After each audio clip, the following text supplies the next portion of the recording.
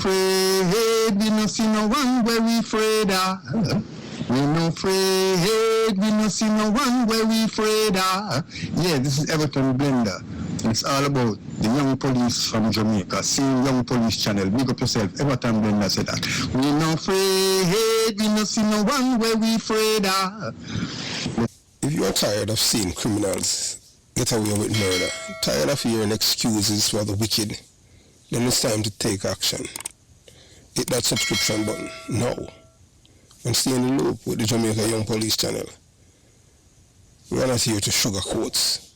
We are here to expose the truth, bring justice, and make sure the real heroes get the recognition they deserve. Don't wait for the change. Be the change. Subscribe, like, and let's make some noise and hold those criminals accountable. Justice in action, speak up. Crime must fall. And remember that we have go inside this description box and you'll see various links to various things for the Jamaica Young Police Channel. JamaicaYoungPoliceChannel.com, where you will see articles and stuff like that. Those who like to read, and you know, we continue to give you guys exceptional material over here. So, moving on. Yes, welcome to the Jamaica Young Police Channel. To our loyal viewers, subscribers and Patreon members. At the channel, we are a group of law-abiding citizens who believe in the rule of law and respect the rights of every citizen, but not the ones who do not subscribe to such behavior. We do believe in and support preemptive strikes because they save lives. This is a logical conclusion because preemptive strikes save lives and prevent the further loss of lives. We are all about saving lives at this channel. We at the channel aid criminals with a passion and do not want them over here. We do not want your views, your subscriptions, your likes or your comments. Please go elsewhere where the red carpet is waiting for you. Over here, we want you to go to prison or the departure lounge at Madden. Moving on to today's video. I'm worried about America. Yeah. I'm worried about our nation because it's sick with racism still. Just think about the fact that we live in a nation which was founded on the principle that all men are created equal. And yet men are still arguing over whether the color of a man's skin determines the content of his character. And I believe that the Lord told me to say to the United States of America that it's sick with militarism and is sick with excessive materialism. Have you ever thought about it? There are between 38 and 50 million people in the United States of America who are poverty-stricken, making income less than the poverty level. And yet, this is the richest nation in the history of the world. Our national gross product this year will go beyond $800 billion. And yet there are between 38 and 50 million people who are poverty-stricken. Now, there's something wrong. A lot of people are afraid to say it. But I don't mind saying it. You see, somebody said to me the other night, don't you think, Dr. King, you are going to have to start speaking more in terms of the administration's policy? Because since you started talking against the war in Vietnam, it's hurt the budget of your organization, and people who once respected you don't respect you anymore. And I had to look over and say, sir, I'm sorry, but you don't know me. I'm not a consensus leader.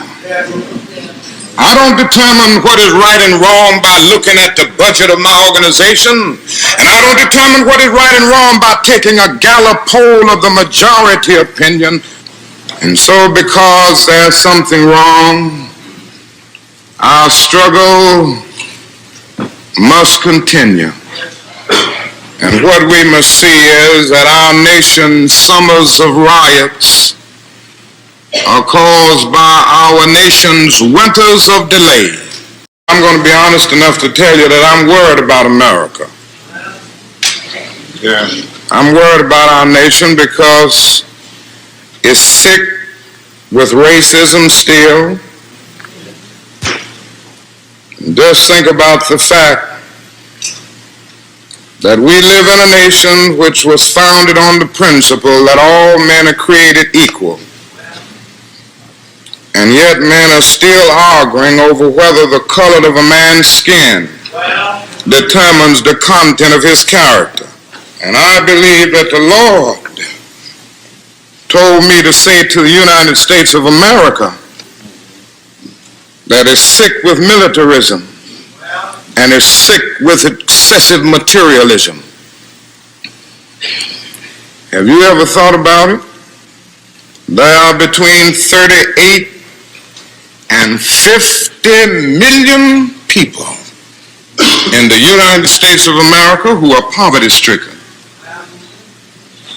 making income less than the poverty level. And yet, this is the richest nation in the history of the world. Our national gross product this year will go beyond $800 billion. And yet there are between 38 and 50 million people who are poverty-stricken. Now, there's something wrong. A lot of people are afraid to say it.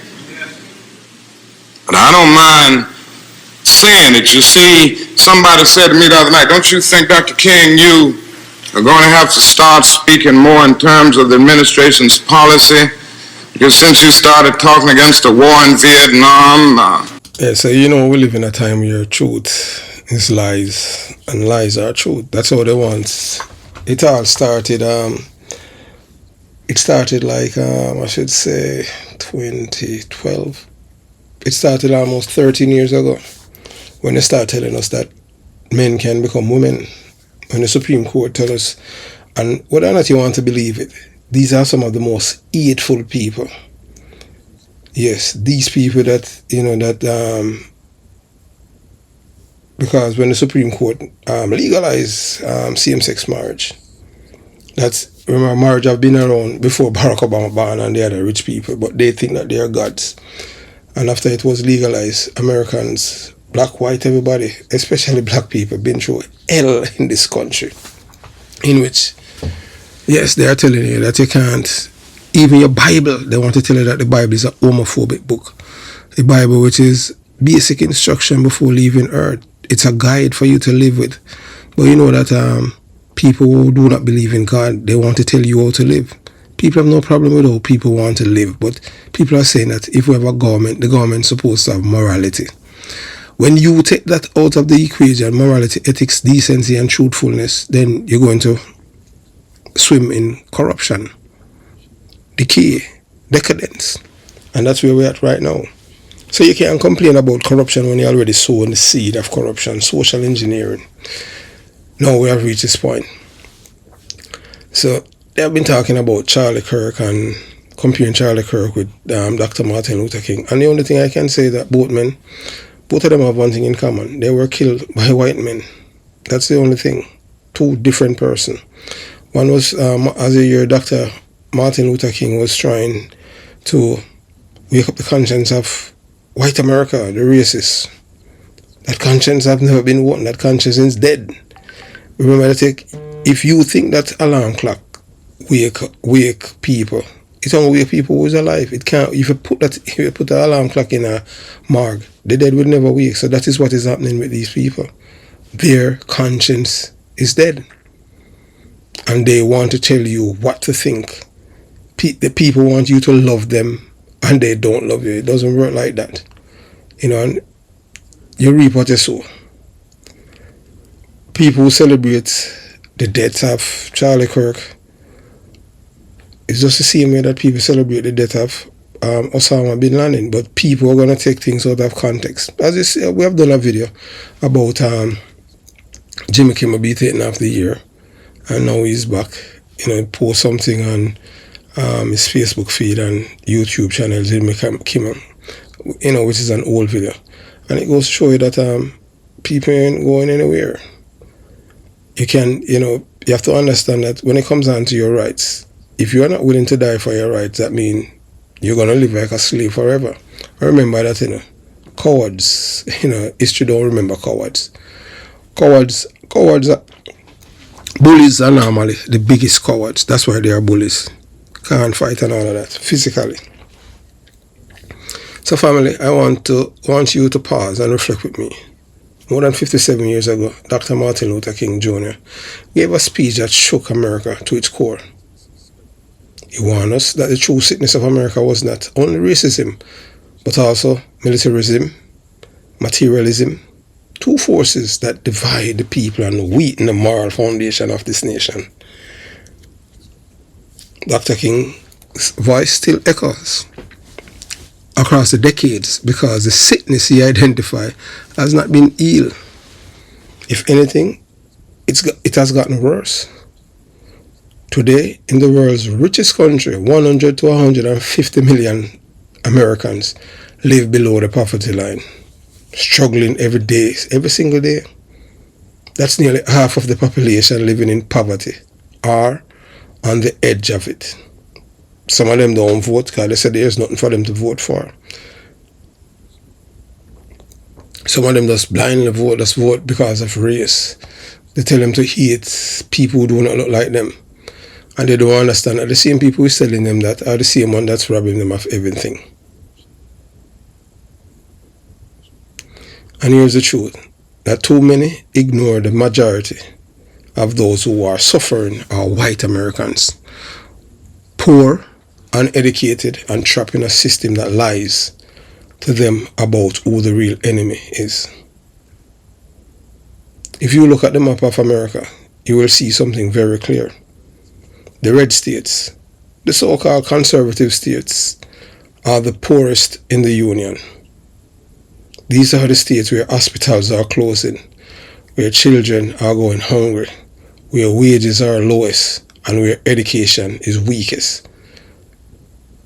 Yet, instead of holding their leaders accountable, too many of these struggling people are taught to blame black people, Hispanics, and immigrants for their hardships. That is the trick of racism. It blinds the poor to their common struggle. It convinces a poor white man that he's better than a poor black man, when in truth both of them are suffering under the same broken system. Dr. King saw it clearly. Yes, Dr. King saw it clearly when he stood with the sanitation workers in Memphis, Tennessee, and when he spoke about the Poor People's Campaign. He knew that poverty cut across race. Unless poor white and poor blacks stood together, America would never truly change. And poor Hispanics. But the Hispanic, they feel that they are close to the whites and they feel that they are white. Now they are finding out that they are not white because Supreme Court legalized racial profiling, which most Americans never dreamed that you would live to see. Racism has always been used as a weapon of division. It is the easiest tool for the powerful to keep the masses fighting each other instead of questioning the system that keeps them poor. Think about it. These same red states that despise government hate the ones most dependent on blue states for federal funding. They live off taxpayers' dollars of the very states they criticize. But instead of facing the truth, they cling to racism, blaming minorities for their struggles.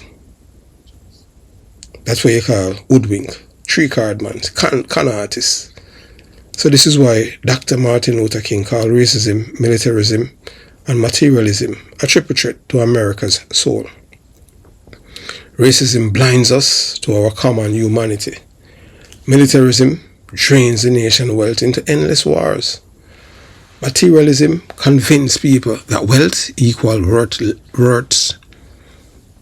leaving the poor to feel invisible. Now, here's a point that many will find uncomfortable, but it's must stand. And they said Dr. Martin Luther King Jr. was killed by a white man. And another figure, Charlie Kirk, yes, a conservative voice, was also killed by a white man. So both of them have something in common.